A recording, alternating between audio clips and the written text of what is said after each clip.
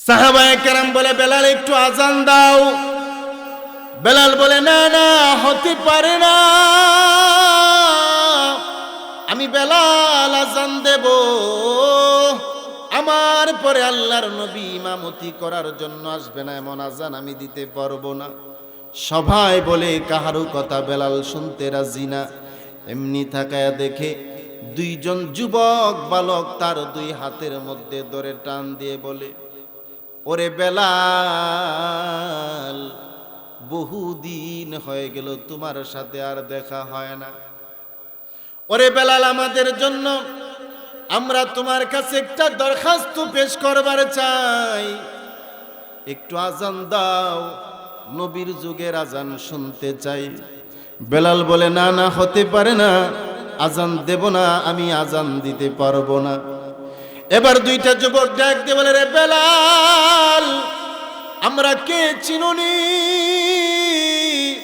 আমরা হলাম হাসাইন হুসাইন, আল্লাহর নবীর কলিজার টুকরা দুই নাতি। আল্লাহর নবীর কাছে যখন কোনো দরখাস্ত করতাম, নানাজিকে বললাম, নানাজি ঘোড়া দৌড়াইতে চাই।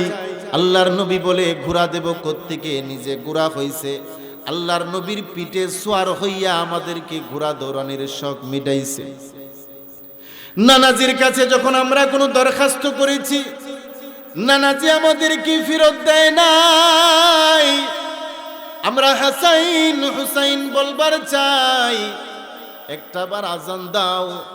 তাদের দুইজনের দরখাস্ত শোনার পরে বেলাল যখন মসজিদে নববীর মিনারার মধ্যে দাঁড়ায়া আজান দিতে শুরু করে দিয়েছে, মক্কা এবং মদিনার মধ্যে মদিনার মানুষেরা পাগলের মতো কান্নাকাটি করতে করতে, হাউ মাউ করে কান্নাকাটি করতে করতে ঘর থেকে বের হতে শুরু করে দিয়েছে। ছোট ছোট বাচ্চারা বলে, বেলাল আজান দিয়েছে। মার কাছে গিয়ে ডাক দিয়ে বলে, মা, ও আমার প্রাণের মা, মদিনার গলি দিয়ে বেলাল হাইটা গেছে গো মা, মনে হয় বেলালের পিছনে নবী, আল্লাহর নবী আসবে। ছোট বাচ্চা ডাক দিয়ে বলে, আব্বা, মসজিদে নববীর ভিতরে বেলাল আজান দিয়েছে, বেলালের আজানের পরে আল্লাহর নবী ইমামতি করে, চলুন আমরা মসজিদে নববীতে যাই, আল্লাহর নবী হয়তো ইমামতি করার জন্য আসবে। মক্কা মদিনার মানুষ হাউমাউ করে পাগলের বেশে সবাই রাস্তার মধ্যে ছুটাছুটি করতে শুরু করে দিয়েছে, কান্নাকাটি করতে শুরু করে দিয়েছে।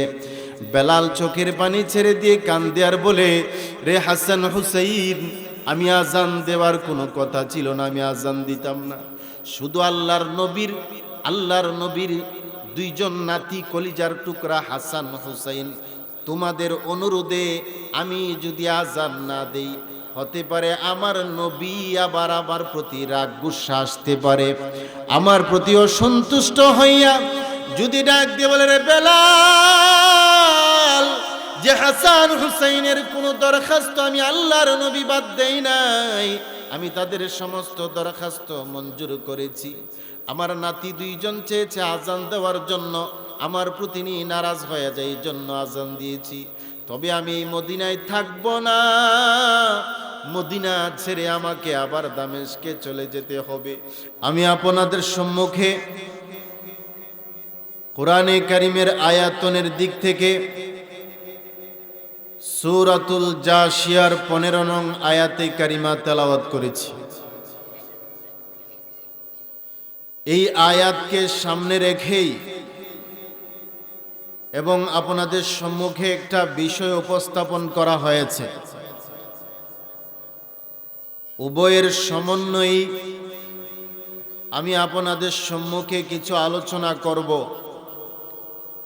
আল্লাহ তাআলা আমাকে আমলের নিয়তে বলার, আপনাদেরকে আমলের নিয়তে শ্রবণ করার মতো তৌফিক আল্লাহ তাআলা দান করুন, সকলে বলি আমিন। আল্লাহ তাআলা এই পৃথিবীতে যত বস্তু বানাইছেন, সমস্ত বস্তুকে আল্লাহ তাআলা দুই ভাগে বিভক্ত করছে। এক ভাগ বস্তু চোখে দেখা যায়, আরেক ভাগ বস্তু চোখে দেখা যায় না। চোখে দেখা যায় এমন বস্তুর পিছনে যারা মেহনত করবে, সময় লাগাইবে, আল্লাহ তাআলা দুনিয়াতে বস্তুর দাম আস্তে আস্তে উপরের দিকে উঠাইয়া দিবে, বাড়াইয়া দিবে। আর যে মেহনত করবে তার দাম বাড়বে না, বরংস আরো কমবে। কিন্তু যেই সমস্ত বস্তু চোখে দেখা যায় না, ওই সমস্ত জিনিস বা বস্তুর পিছনে যারা মেহনত করবে, সময় লাগাইবে, আল্লাহ তাআলা মেহনতকারীর দাম দুনিয়া এবং আখেরাতে বাড়াইয়া দিবেন।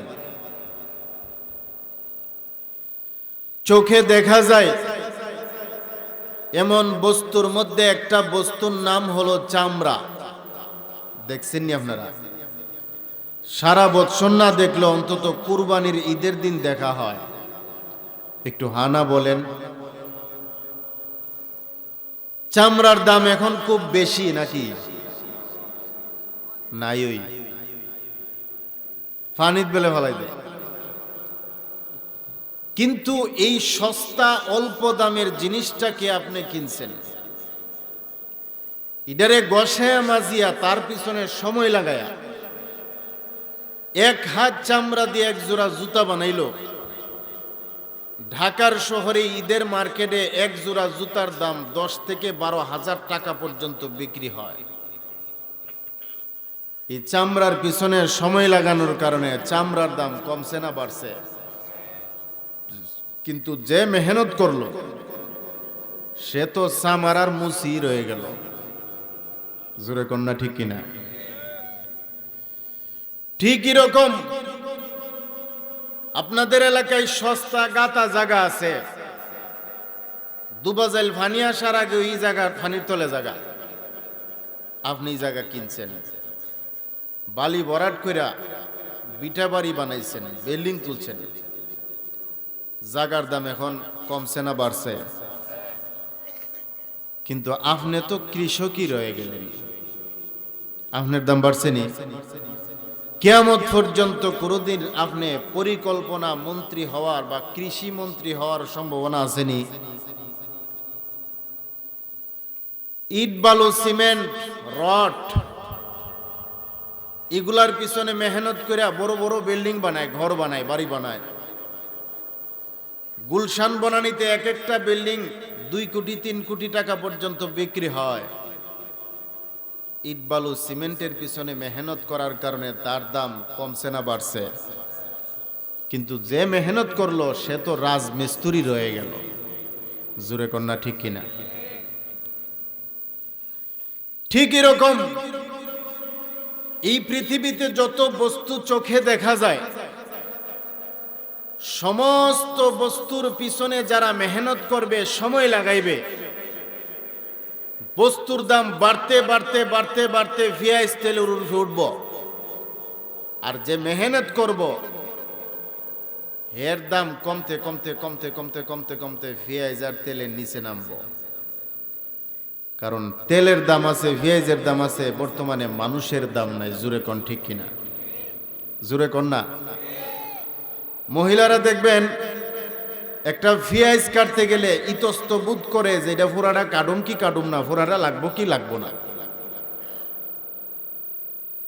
বললাম মাহফিলে যেতাম তাড়াতাড়ি দেওনা ডিমবাজি করে খাইয়া যাইগা, হুজুর বড় পেঁয়াজটা তো হাতে নিছি, এটা ফুরাটা লাগবো না না লাগবো, একটা চিন্তা করতেছি, ফুরাটা না লাগলে তো এটা বাকিটা নষ্ট হইব। 1.5 টাকার একটা পেঁয়াজ কাটতে গেলে ইতস্ত বোধ করে। কিন্তু আজকে আমাদের সমাজে দেখবেন যতায় ততায় মানুষকে হত্যা করে ফেলে, মানুষের গা থেকে রক্ত বের করে যাররা পরিমাণ ইতস্তবোধ করে না। জোরে আওয়াজ দিয়ে বলুন ঠিক কিনা? আমরা বস্তুর দাম কেমনে বাড়বো এই চিন্তা ফিকিরে ব্যস্ত, আমার দাম কেমনে বাড়বো এই চিন্তা আমরা করতে রাজি না। যেই সমস্ত বস্তু চোখে দেখা যায় না ওই সমস্ত বস্তুর মধ্যে একটা বস্তুর নাম হলো ঈমান। দেখছেন নি কোনোদিন? ধরা যায়নি, ছোঁয়া যায়নি, দেখানো যায়নি। কই আছে ঈমান? সবার কাছে আছে। ঈমান দেখানো যায় না বইলেই তো দুবাজাল বাজারে বৈশা, সার দোকানে বৈশা হ্যাঁ জীবনে নামাজ তো পড়েই না, আরো সুদ খায়, ঘুষ খায়। সুদ ঘুষ খাইতাম পারি, নামাজ না পড়তাম পারি, বুকে তাফা দিয়া কয় ঈমান বড় ডাট। এমন লোক দুবাজাল নাই। এখন ঈমান ডাট না নরম, আছে না নাই, এটা বুঝতাম কেমনে? দেখানো তো আর যায় না। যদি দেখানো যাইতো তেনে গোয়ার একটা দেখাই দিলে আর যতটা ভৈরা শীত করায় ফালাইয়া ভাড়াদা ধরে দেখে লাইতাম এর ঈমানটা কুদ্দুর শক্ত না নরম। জোরে কোন ঠিক কিনা? দেখানো তো যায় না। কিন্তু ঈমান আসেনি, ঈমান আসেনি আমাদের ভিতরে নাই বলে। ঈমান আপনাদের ভিতরে নাই। ঈমান আছে বইলেই তো আমাদের উপর পরীক্ষা। ঈমান আছে বইলেই তো আমাদের উপর পরীক্ষা আসে। ঈমান নাই, পরীক্ষাও নাই। ঈমান আসছেন, পরীক্ষা আসবে। কারণ ঈমানদারের দাম কত? আল্লাহর রাসূল বলেন, যতদিন পর্যন্ত একজন ঈমানদার এই দুনিয়াতে বেঁচে থাকবে ততদিন পর্যন্ত এই আসমান ভাঙবে না। আরো আস্তে কোন সুবহানাল্লাহ। জমিন ধ্বংস হবে না, কিয়ামত হবে না। একজন ঈমানদারি দুনিয়া থেকে কিচ্ছু নিয়ে যেতে পারে নাই, শুধুমাত্র ঈমান নিয়ে কবরে গেছে। শুধু ঈমান নিয়ে কবরে যাওয়ার কারণে আল্লাহ তাআলা খুশি হয়ে যে জান্নাত দান করবে, ওই জান্নাতটা হবে এই পৃথিবীর 10টা পৃথিবীর সমান। ঈমানের দাম কম না বেশি? আপনি স্বপ্নে যুগে একটা পাথর পাইছেন, ঘুমের থেকে ওইটা দৌড় দিয়েছেন, গিয়ে দেখেন পাথরটা গাছতলার জায়গামতি আছে। কুড়ায় আনছেন, আইনা ঘরের মধ্যে এটা রাইখা দেখেন, যাচাই করে পাথরটার দাম এত বেশি যে পাথরটা বিক্রি করলে ব্রাহ্মণবাড়িয়া ডিস্ট্রিক্টটা কিনা যাইব। এই পাথরটা নিয়ে আপনি নিরাপদে ঘরে ঘুমাইতে পারবেন? সম্ভাবনা আছে আপনার বেগম সাহেব আপনাকে ঘুমের মধ্যে হত্যা করে পাথর নিয়ে চলে যাওয়ার। কারণ এই দামি পাথর যদি আমার কাছে থাকে, এই যা কত জামাই আইব আর যাইব। জোরে কোন ঠিক কিনা? সম্ভাবনা আছে আপনার সন্তান আপনাকে ঘুমের মধ্যে হত্যা করে পাথর নিয়ে চলে যাওয়ার। জোরে কোন ঠিক কিনা? বাহির থেকে যত হামলা আসবে, অতর্কিত হামলা আসবে, আপনি বলেন হাত যায় যাক, ফাও যায় যাক, পাথর ছাড়তে রাজি না। এই একটা পাথরের যদি এত মূল্য আপনার কাছে থাকে যে ঈমানের বিনিময়ে আল্লাহ তাআলা এই পৃথিবীর 10টা পৃথিবীর সমান জান্নাত দান করবেন, এত বড় একটা দামি জিনিস আপনার মধ্যে আছে আর সুরদের আনাগোনা থাকবে না, সেটা তো হতেই পারে না। জোরে কন্যা ঠিক কিনা? আরো জোরে আওয়াজ দিয়ে বলুন ঠিক কিনা? ঈমান আনছেন তো পরীক্ষা শুরু হয়েছে। আহাসিবান নাস আইয়ুতরাকু আইয়াকুলু আমান্না ওয়া হুম লা ইফতানুন।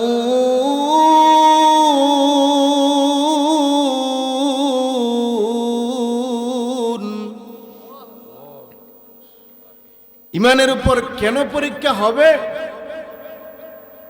ঈমানের দাবিতে কে সত্যবাদী আর কে মিথ্যাবাদী, এই কথাটাকে প্রকাশ করার জন্য হবে পরীক্ষা।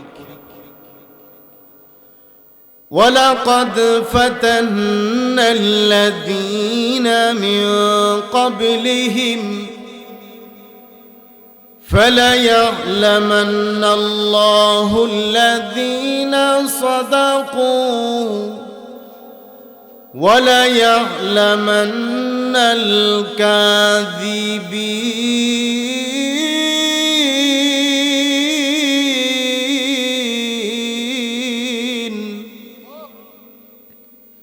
আমরা তো সবাই ঈমানের দাবিদার, কিন্তু পরীক্ষা করলে দেখা যাব ঈমান কার কতটুক মজবুত আছে না গেছে।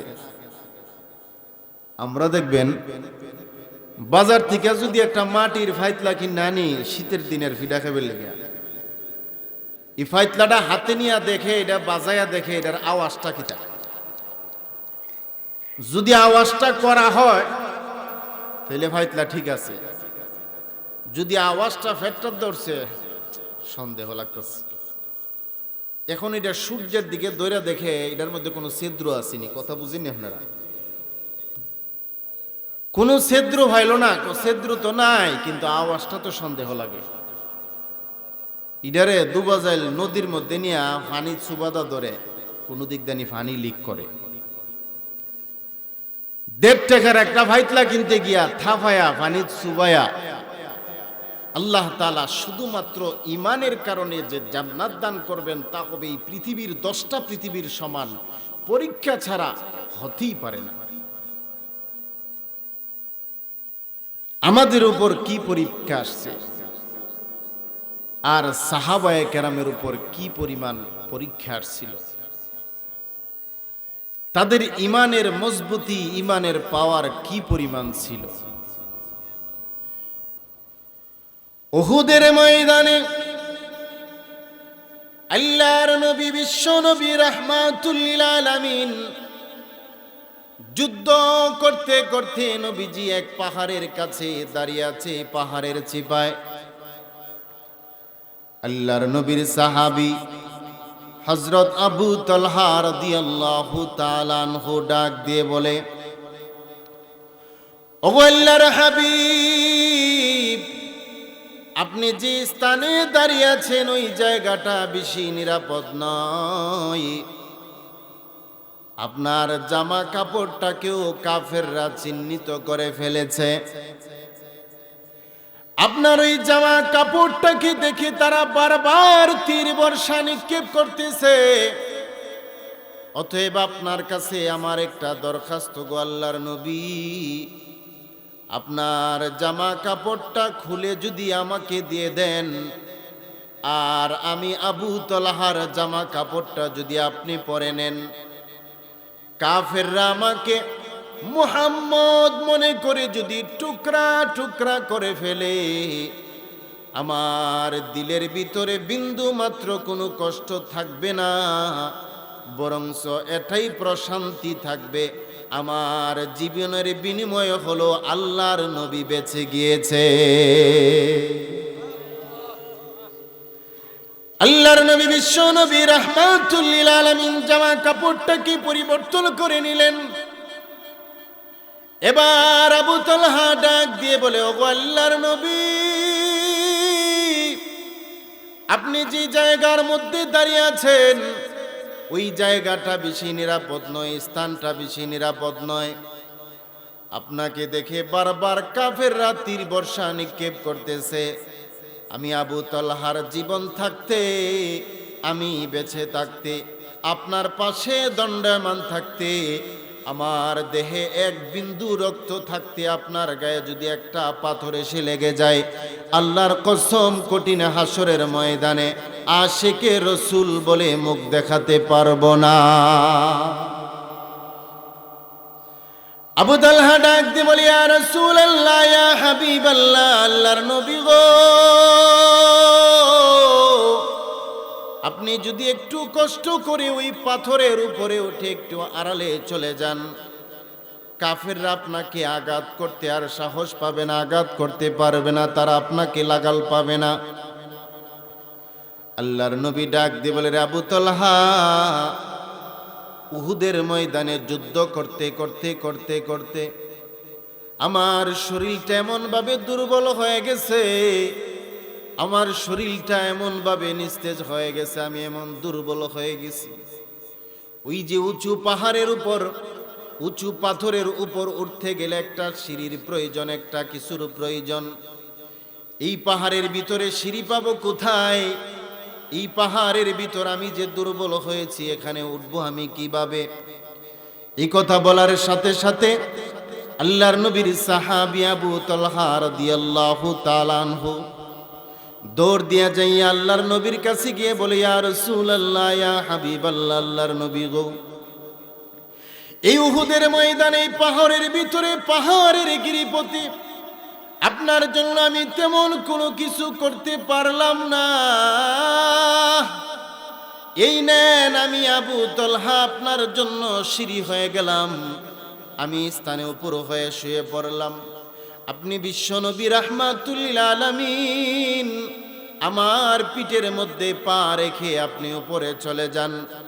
আল্লাহর নবী বিশ্বনবী রাহমাতুল লিল আলামিন দুইজন সাহাবীর কাঁধে বর করে আবু তালহার পিঠের মধ্যে পা রেখে আল্লাহর নবী উপরে পাথরের উপরে চলে যায়। আর আল্লাহর নবীর পবিত্র জবান থেকে বের হয়, কদ ওয়াজাবাত, কদ ওয়াজাবাত, কদ ওয়াজাবাত। রে আবু তালহা, এই উহুদের ময়দানে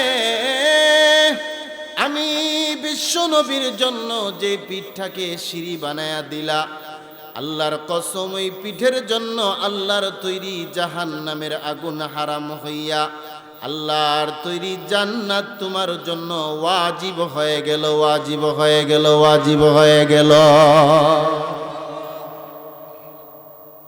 কি পরিমাণ ইমানের পাওয়ার ছিল সাহাবায়ে কেরামের উপর! তারা কি পরিমাণ আল্লাহর রসুলের মহব্বত ভিতরে স্থাপন করেছিল। আমাদের ইমান তো একটা এক কাপ চায়ের বিনিময়ে বিক্রি হয়, জোরে কোন ঠিক কিনা? এখন ঠিক বেঠিক একটু আসতেও বলতে পারেন, কিন্তু নির্বাচন আসলে দেখবেন এক কাপ চায়ের বিনিময়ে আমাদের ইমান বিক্রি হয়, জোরে কোন ঠিক কিনা? মেম্বার সবাই এসে কইতেছে, তোকে নিয়ে চা খাবো। রং চা খাওয়ার পরে কইতেছে, নির্বাচনের খবর কি তা কো? আপনার সাথে এই দেশ টাক্কর দেন না কেউ আছে? আরেকজন চেয়ারম্যান সাহেব গিয়ে কইতেছে, কিরে কি অবস্থা? তোর নিয়ে দুধ চা খাম। গরুর দুধের চা খাওয়ার পরে খাইছ তো, নির্বাচনের খবর কি তা? কই দেশে কোনো বেড়া আছে আপনার সাথে লাগুন না? এমন লোক আপনাদের দুবাজাইল নাই। আরেকজন গিয়ে বলতেছে, কি খাইছ? বেলে রং চা দুধ চা সব শেষ। বেলে এখন তোরে দুবাজাইল বাজারে না, অরুয়াইল বাজারে লয়ে যাবো গা, কফি খাওয়ামো, নেস কফি। কফি খা আর মনে করে জীবনে যেটা না খাইছি। নির্বাচনের খবর কি তা কক? এই দেশে কোনো বেড়া আছে আপনার হাতে লগুন না? জোরে কন্যা ঠিক কিনা? কিন্তু সাহাবায়ে কেরাম আল্লাহর রসুলের মহব্বতে, ইমানের তাগিদে বাড়ি ছাড়ছে, গাড়ি ছাড়ছে, সব ছাড়ছে, জীবন দিছে, কিন্তু ইমান দিতে রাজি না। জোরে কোন ঠিক কিনা? আল্লাহর নবী বিশ্ব নবী রাহমাতুল লিল আলামিন,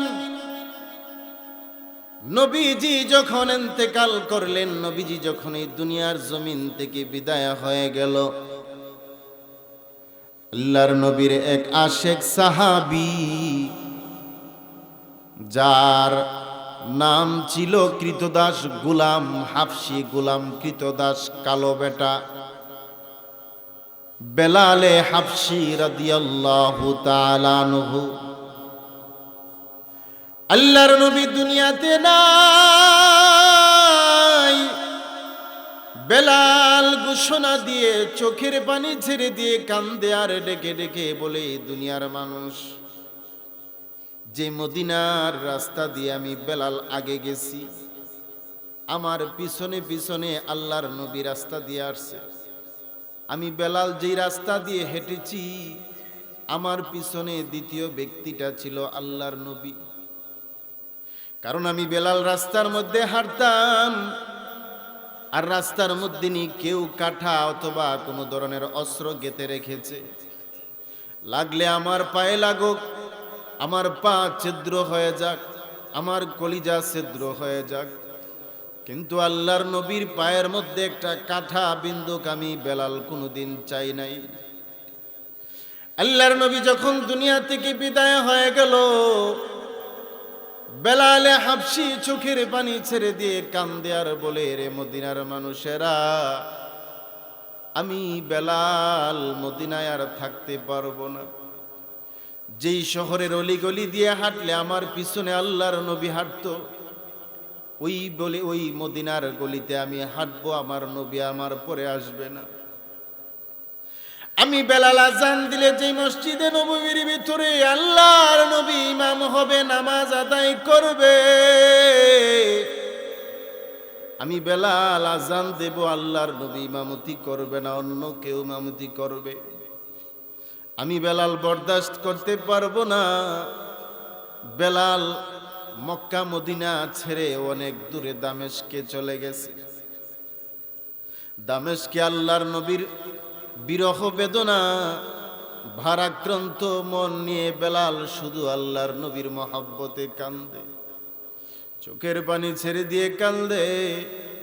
আল্লাহর নবী দুনিয়া থেকে বিদায় হয়ে চলে যাওয়ার পর 2 বছর পর্যন্ত খলিফাতুল মুসলিমিন হযরত আবু বকর সিদ্দিক মদিনার আমিরুল মুমিনিন ছিলেন।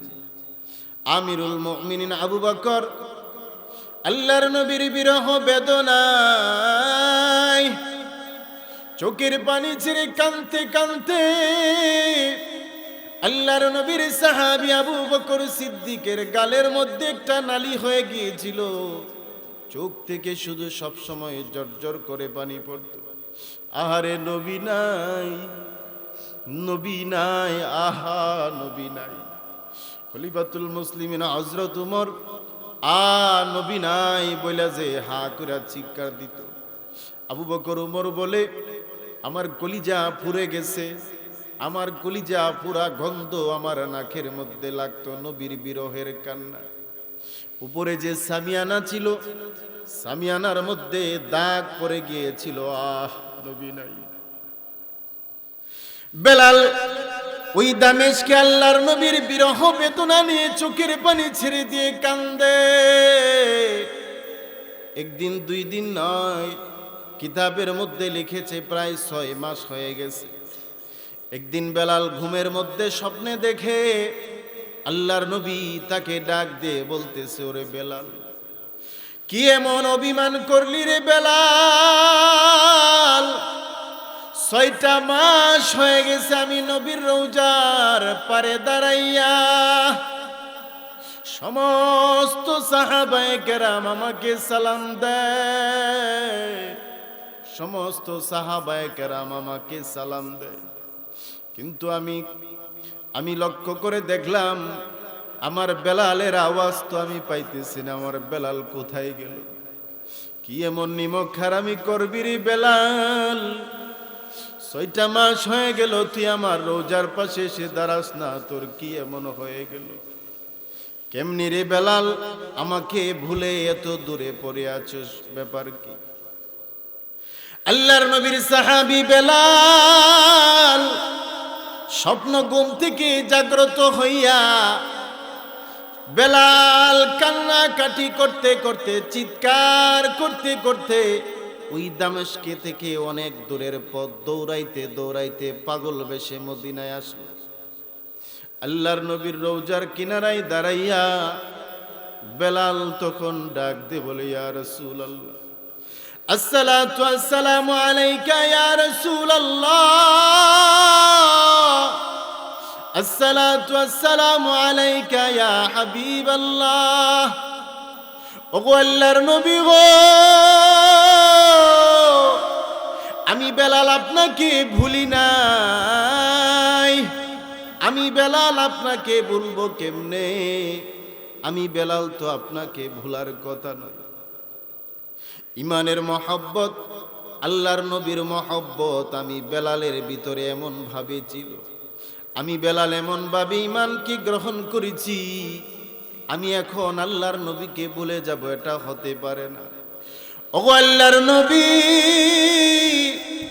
আমি বেলালকে যখন নির্যাতন করা হতো, আমি বেলালকে যখন প্রহার করা হতো, আমি বেলালকে উমাইয়া মারতে মারতে মারতে মারতে আমাকে মারতে মারতে উমাইয়া হয়রান পেরেশান হয়ে গেছে।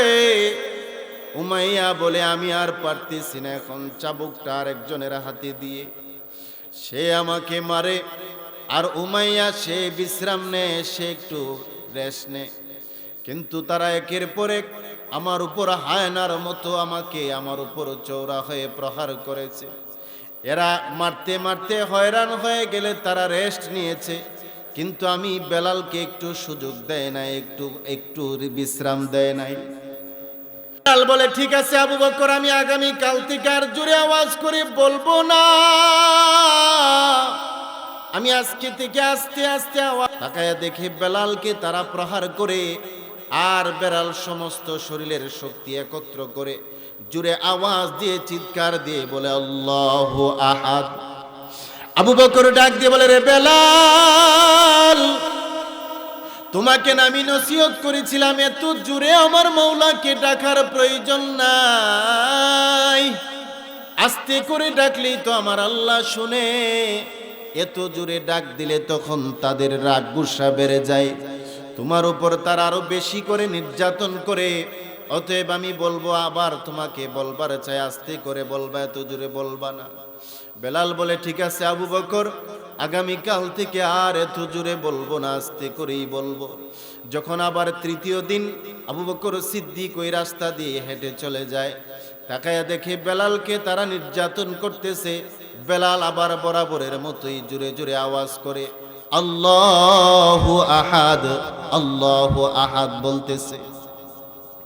আবু বকর ডাক দিয়ে বলে রে বেলাল,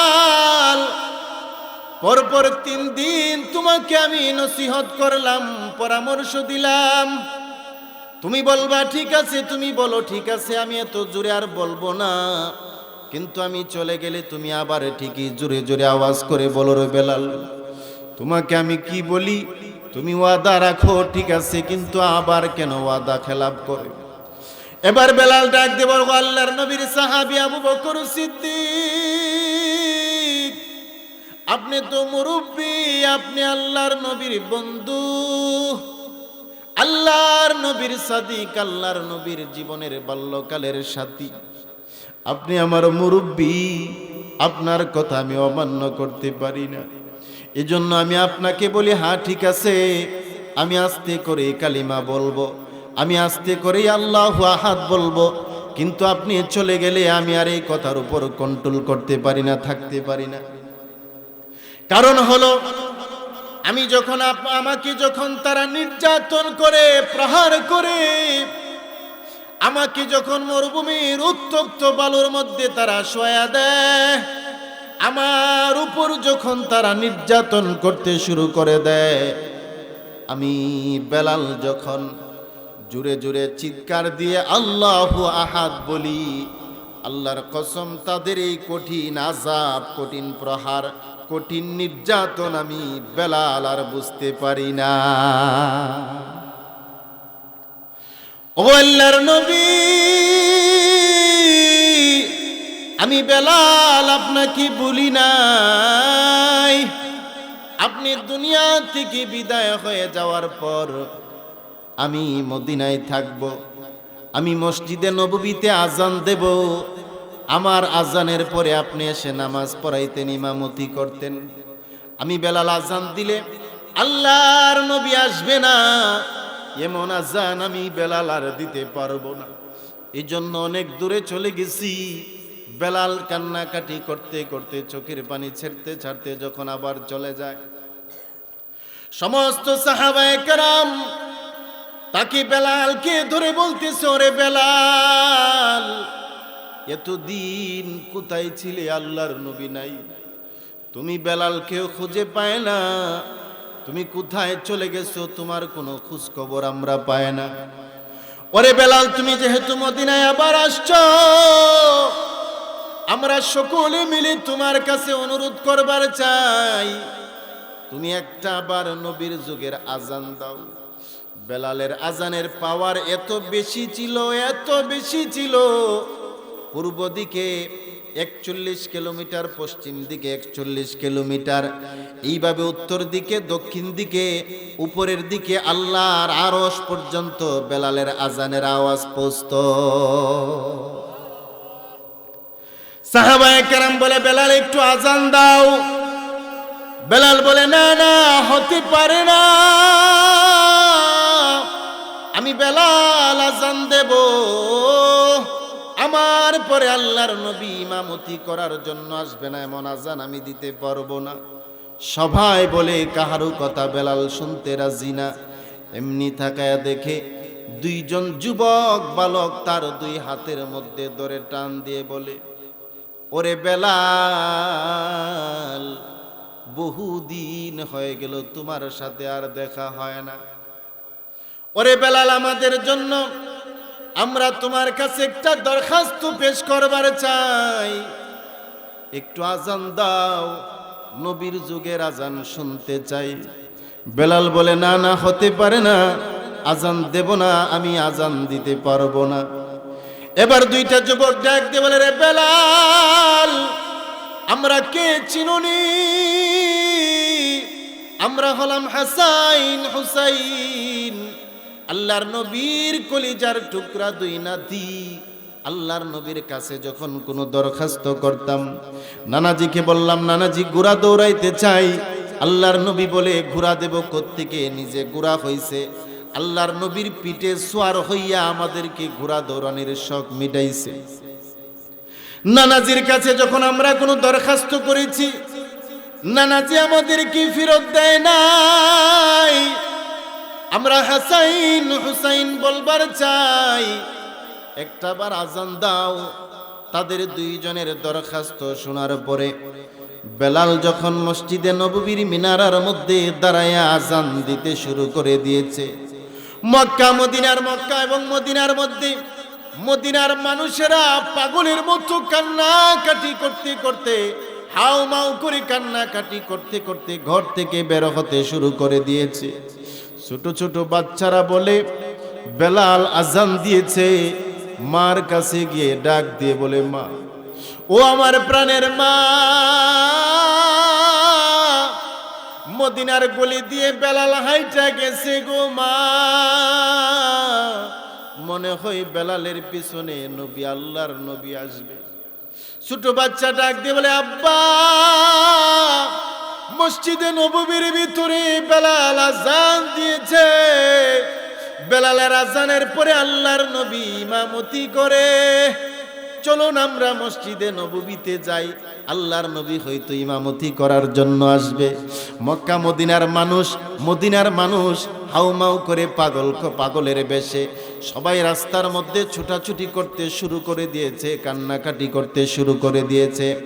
বেলাল চোখের পানি ছেড়ে দিয়ে কান্দে আর বলে, রে হাসান হুসাইন, আমি আজান দেওয়ার কোনো কথা ছিল না, আমি আজান দিতাম না, শুধু আল্লাহর নবীর দুইজন নাতি, কলিজার টুকরা হাসান হুসাইন, তোমাদের অনুরোধে আমি যদি আজান না দেই, হতে পারে আমার নবী আবার আমার প্রতি রাগ গুসা আসতে পারে, আমার প্রতি অসন্তুষ্ট হইয়া যদি ডাক দিয়ে বলে, রে বেলাল, যে হাসান হুসাইনের কোনো দরখাস্ত আমি আল্লাহর নবী বাদ দেই নাই, আমি তাদের সমস্ত দরখাস্ত মঞ্জুর করেছি।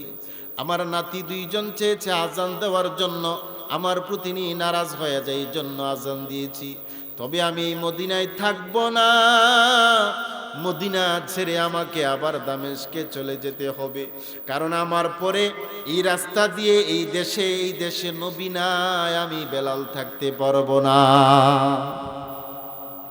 কি পরিমাণ আশিকে রাসূল ছিল, আমি কথাটাই তো আপনাদেরকে বুঝাইতে চাই যে সাহাবায়ে কেরাম আল্লাহর নবীর জন্য নিজের জীবনকে উৎসর্গ করে দিয়েছে, নিজের জান কুরবান করে দিয়েছে।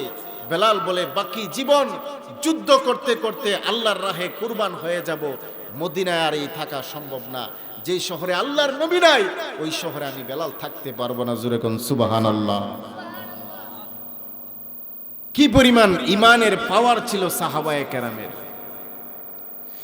আল্লাহর নবী, বিশ্ব নবী, রাহমাতুল লিল আলামিন, নবীজির জীবদ্দশায় ঘুম থেকে জাগ্রত হইয়া গভীর রজনীতে আল্লাহর নবী ঘুম থেকে জাগ্রত হইয়া প্রচন্ড ঠান্ডা কুয়াশার মধ্যে নবীজি হুজরা শরীফের সামনে তাকায়া দেখে কে জানে একজন লোক বাঁকা হয়ে দাঁড়িয়ে আছে, সোজা হয়ে দাঁড়াতে পারে না।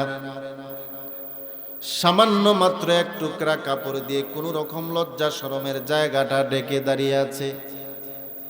শরীর থেকে কিছুটা রক্ত বের হচ্ছে। আল্লাহর নবী ডাক দিয়ে বলে, কে রে তুমি? এই প্রচন্ড ঠান্ডা কুয়াশার ভিতরে আমার হুজরা শরীফের সামনে বাঁকা হয়ে দাঁড়িয়ে আছো, শীতে থরথর করে কাঁপতেছো, কে তুমি? লোকটা ডাক দিয়ে বলে, ইয়া রাসূলুল্লাহ, ইয়া হাবিবাল্লাহ, আল্লাহর নবী গো, আমি আপনার সাহাবী, আমি ছিলাম আব্দুল উজ্জা। আপনার কাছে এসে ঈমান আনার কারণে আপনি আমার নাম রেখেছেন আব্দুল্লাহ। আল্লাহর নবী ডাক দিয়ে বলে, রে আব্দুল্লাহ, তোমার এমন কি হয়ে গেল রে আব্দুল্লাহ? আমার আব্দুল্লাহ তো কোনো গরিব ফ্যামিলির সন্তান নয়, আমার আব্দুল্লাহ তো কোনো অভাবী ফ্যামিলির সন্তান নয়। আমার আব্দুল্লাহ যখনই আমার কাছে আসতো, রং বেরঙের পোশাক পরিধান করে আমার কাছে আসতো। আমার আব্দুল্লাহ যখনই আমার কাছে আসতো, দামি দামি পোশাক পরিধান করে আমার আব্দুল্লাহ আমার কাছে আসতো। তোমার এমন কি হয়ে গেল রে আব্দুল্লাহ? এমন কি হয়ে গেল তোমার? এবার আল্লাহর নবীর সাহাবী ডাক দিয়ে বলে, ও আল্লাহর নবী, গত সন্ধ্যায় আপনার সাথে দেখা করে বাড়িতে যাওয়ার পর আমার আব্বা নাই, আমার আব্বা মারা গেছে, আমার আম্মা আমার চাচার কাছে বিবাহ বসে গেছে, আমাদের সংসার সম্পত্তি ব্যবসা বাণিজ্য সব কিছু এখন আমার চাচা দেখাশোনা করে। অতএব আমার চাচা ডাক দিয়ে বলে, রে আব্দুল উজ্জা, শুনেছি তুমি নাকি মুহাম্মদের দরবারে যাও, শুনেছি তুমি নাকি কালিমা গ্রহণ করেছো, শুনেছি তুমি নাকি ঈমানওয়ালা হয়ে গেছো। এবার আল্লাহর নবীর সাহাবী আব্দুল্লাহ ডাক দিয়ে বলে, চাচা, এই দুনিয়াতে তো আমার গার্জেন বলতে আর কেউ নাই, আমি এতিম, আমার আব্বা নাই, আমার আম্মা আপনার কাছে বিবাহ বসে গেছে, আমাদের ব্যবসা বাণিজ্য সব কিছু এখন আপনি কন্ট্রোল করেন, আপনি দেখাশোনা করেন, আপনাকে আমি বাবার মতো সম্মান করি, ইজ্জত দেই, কিন্তু আল্লাহর নবীর দরবারে যাবি না, ওই কথাটাকে আমি আব্দুল্লাহ শিরে ধার্য করতে পারবো না। চাচা ডাক দিয়ে বলে, রে আব্দুল্লাহ, এরপরে যদি তুই মুহাম্মদের দরবারে যাবি, এই সংসার সম্পত্তি থেকে তোমাকে বঞ্চিত করা হবে, এই বাড়ি থেকে তোমাকে বের করে দেওয়া হবে, এই সংসার সম্পত্তির বাঁটবন্টন তুমি আর কিছুই পাবে না। এবার আল্লাহর নবীর সাহাবী আব্দুল্লাহ ডাক দিয়ে বলে, হে আমার চাচা, ও আমার চাচা, এই দুনিয়ার সংসার সম্পত্তি কেন, এই বাড়িঘর কেন, আমাকে যদি এই দুনিয়া থেকে বের করে দেন, তথাপি আল্লাহর নবীর দরবার আমি আব্দুল্লাহ ছাড়তে পারবো না।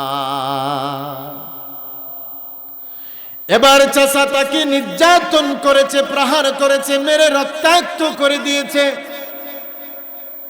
এরপরেও যখন আব্দুল্লাহ রওনা হয়ে গেল, চাচা ডাক দিয়ে বলে, কোথায় যাস রে আব্দুল্লাহ? বলে, আমি আল্লাহর নবীর দরবারে যাই। বলে, এরপরে যাবি? বলে, হ্যাঁ যাব, অবশ্যই যাব। ডাক দিয়ে বলে, রে আব্দুল্লাহ, তোমার দেহের মধ্যে যে জামা কাপড়গুলি আছে, ওই কাপড়গুলি তো আমার টাকার কিনা, আমার টাকার কিনা কাপড় পরিধান করে তুমি মুহাম্মদের দরবারে যাবি, এটা হতে পারে না। কাপড় খুলে উলঙ্গ হয়ে যাও। জোরে কন্যা নাউজুবিল্লাহ। চাচা মনে করছে কাপড় খুলে ফেললেই হয়তো সে লজ্জায় মুহাম্মদের দরবারে যাবে না, কিন্তু চাচা জানে না একজন ইমানদারের ইমানের পাওয়ার কি পরিমাণ। জোরে আওয়াজ দিয়ে বলুন ঠিক কিনা। এবার আল্লাহর নবীর সাহাবী তার মার কাছে গিয়ে ডাক দিয়ে বলে, মা, এই দুনিয়ার বুকে আমার আর কেউ নাই গো মা। আমার চাচা আমাকে রক্তাক্ত করেছে, নির্যাতন করেছে, আমাকে শেষ পর্যন্ত বেইজ্জতি করেছে, উলঙ্গ করে ফেলেছে। আপনি আমার জন্মদাত্রী মা, আপনার কাছে আমার একটা দরখাস্ত গো মা, একটু সামান্য একটু চাওয়া পাওয়া, দুনিয়ার কোনো কিছু আমি চাইব না, সামান্য এক টুকরা কাপড় দেন, কোন রকম লজ্জা শরমের জায়গাটা ডেকে যদি মুহাম্মদের দরবারে যেতে পারি গো মা।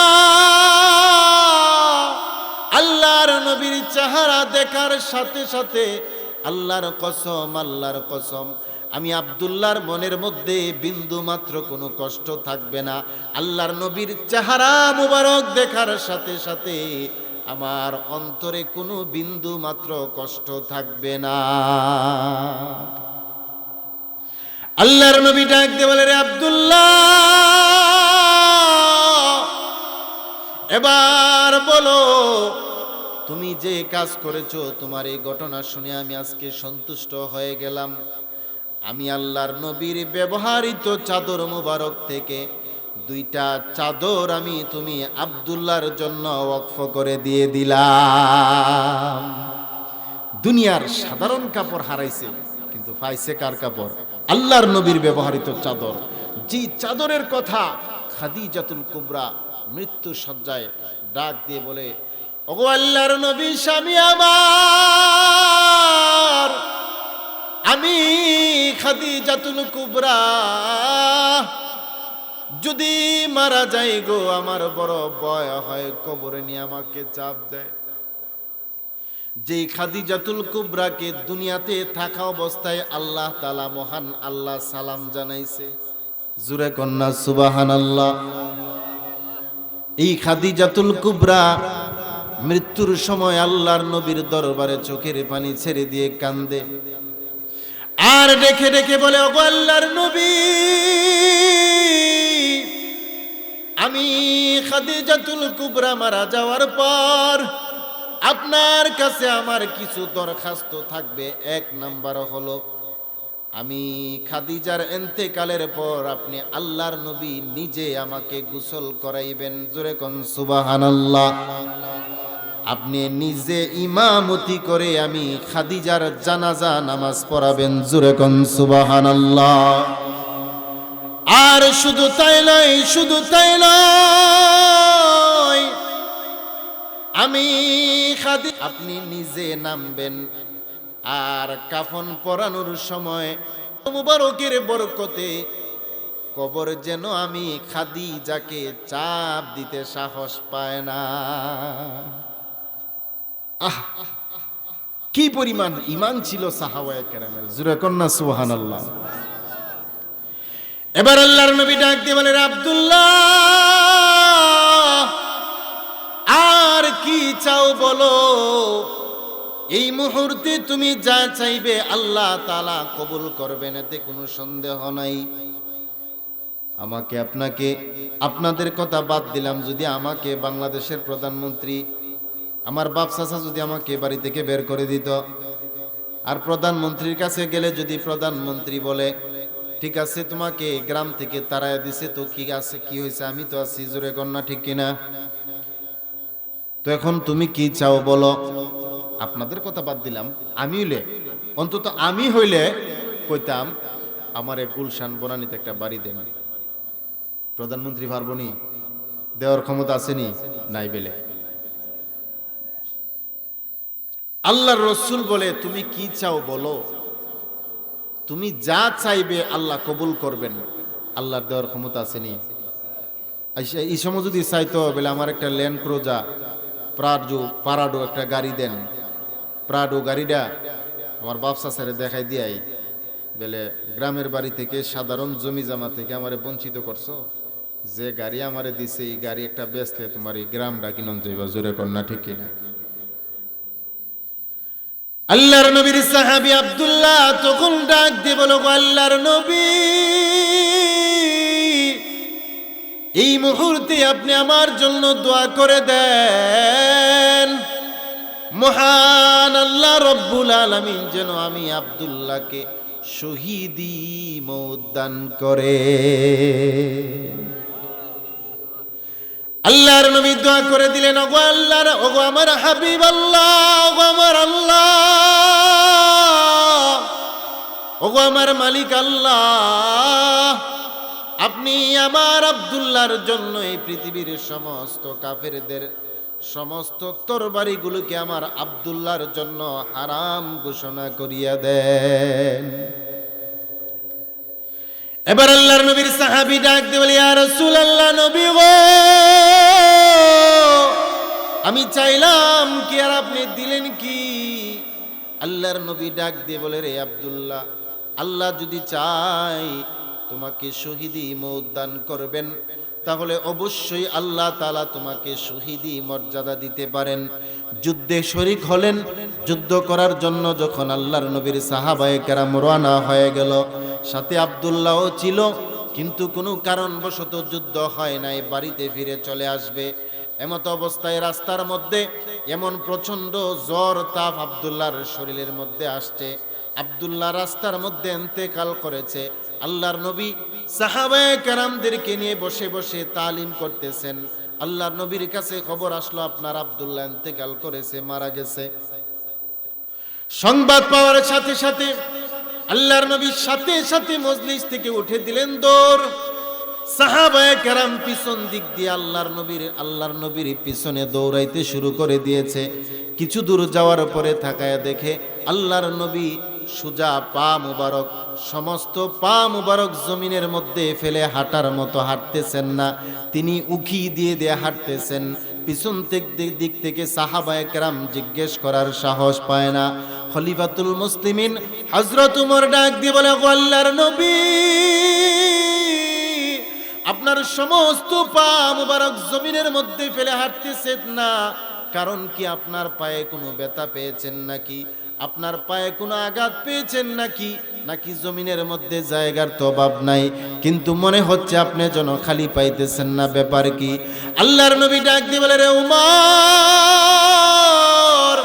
দুনিয়ার সাধারণ চক্ষু দিয়ে তোমরা দেখতে পাও না, আমি আমার নবুয়তের চক্ষু দ্বারা দেখতে পাইলাম। আমার আব্দুল্লাহর খবর শোনার পরে, আমার আব্দুল্লাহর মৃত্যুর সংবাদ যখন আসমানের মধ্যে এলানো হয়ে গেছে, এমন অধিক পরিমাণ সাহাবায়ে কেরাম আমার আব্দুল্লাহকে দেখার জন্য জমিনের মধ্যে নাজিল হয়েছে। তাদের গণের কারণে আমি আল্লাহর নবী সমস্ত পা মুবারক জমিনের মধ্যে হাঁটার মতো খালি জায়গা আমি বিশ্ব নবী পাইতেছি না। আল্লাহর নবী আব্দুল্লাহর পাশে গেলেন, সাহাবায়ে কেরামকে ঘোষণা দিয়ে বললেন, আমার আব্দুল্লাহর কাফন দাফনের ব্যবস্থা করো, আমি বিশ্ব নবী নিজে ইমাম হইয়া আমার আব্দুল্লাহর জানাজা নামাজ আদায় করব। জোরে কন্না আল্লাহু আকবার, আরো জোরে আওয়াজ দিয়ে বলুন না আল্লাহু আকবার, জীবনের শ্রেষ্ঠ আওয়াজ দিয়ে বলুন না আল্লাহু আকবার। আল্লাহর নবী বিশ্ব নবী রাহমাতুল লিল আলামিন আব্দুল্লাহর জানাজা নামাজের ইমামতি করলেন। জানাজা সমাধান হওয়ার পরে আল্লাহর নবী যখন আব্দুল্লাহকে কাফন দাফনের ব্যবস্থা করবে, কবরের মধ্যে নামায়া দিতে যখন সাহাবায়ে কেরাম রওনা হয়ে গেছে, আল্লাহর নবী ডাক দিয়ে বলে, রে সাহাবায়ে কেরাম, রে আমার সাহাবায়ে কেরাম, শোনো, আমার আব্দুল্লাহর কবরের মধ্যে তোমরা কেউ নামবি না। আমি আল্লাহর নবী নিজে আব্দুল্লাহর কবরে নামবো এবং আমার আব্দুল্লাহকে আমি আল্লাহর নবী নিজের হাতে কবরে রেখে আসবো। জোরে কোন সুবহানাল্লাহ। আল্লাহর নবী আব্দুল্লাহর কবরের মধ্যে নেমে হাত দুইটা বাড়াইয়া দিয়ে ডাক দিয়ে বলে, রে সাহাবায়ে কেরাম, দে আমার আব্দুল্লাহর লাশ আমার হাতে দে। আল্লাহর নবী আব্দুল্লাহর লাশটাকে হাতে নিয়ে এইভাবে উপরের দিকে হাতটাকে উঠাইয়া আল্লাহর নবী চোখের পানি ছেড়ে দিয়ে আল্লাহর দরবারে কান্দে আর ডাক দিয়ে বলে, ও আমার মালিক আল্লাহ, আমার আব্দুল্লাহ তো এতদিন আমার কোলে ছিল, আমার আব্দুল্লাহর প্রতি আমি রাজি এবং খুশি।